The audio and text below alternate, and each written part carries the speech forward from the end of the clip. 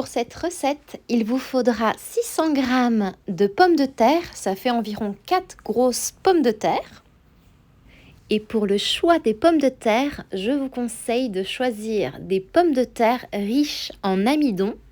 En UK, j'utilise les Mary's Piper, mais par exemple, pour la France, je vous conseille d'utiliser des pommes de terre hollandaises.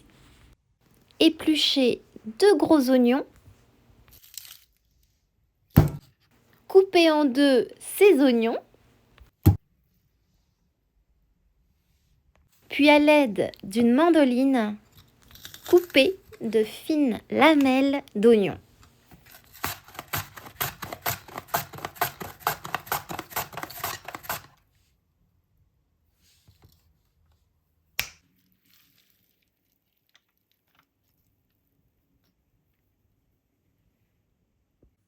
Faire fondre dans une poêle chaude 30 g de beurre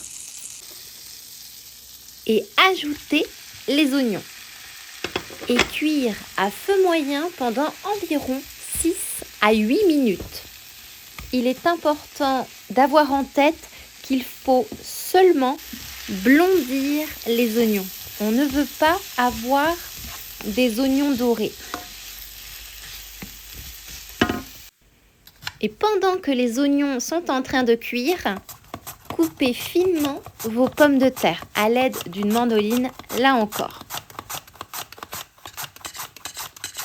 Et surtout, une fois découpées, ne lavez pas vos pommes de terre. Il faut le faire avant de les découper, sinon vous en retireriez tout l'amidon.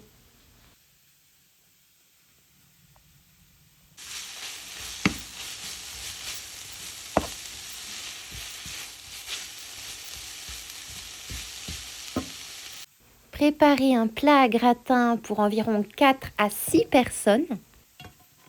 Beurrez ce plat à gratin.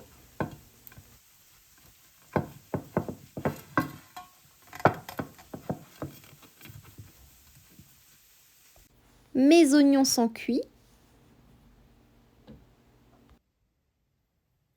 Il ne reste plus qu'à monter le gratin.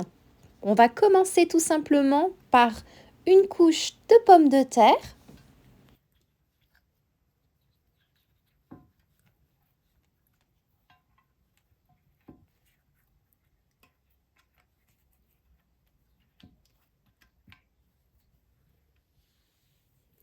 Puis une couche d'oignons.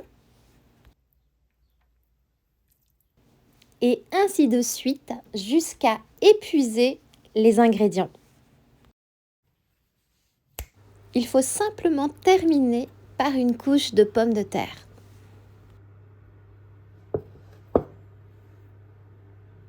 En parallèle, préparez 400 ml de bouillon de poulet et couvrir vos pommes de terre avec ce bouillon. Il doit arriver à hauteur des pommes de terre. Puis cuire en bas du four à 180 degrés pendant environ 1h15. Et voilà, votre gratin de pommes de terre est prêt. Il s'agit des pommes de terre boulangères, une vieille recette française, une recette très simple.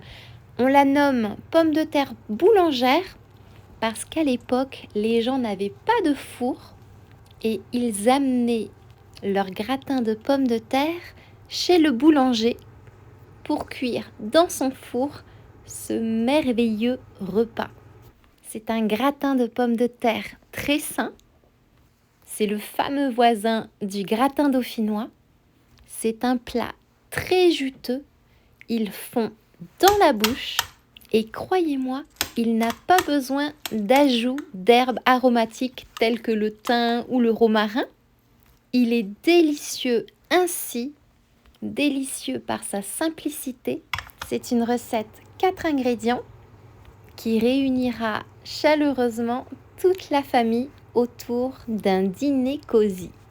J'ajoute pour préciser que je n'ai ni salé ni poivré puisque mon bouillon de volaille en comporte déjà.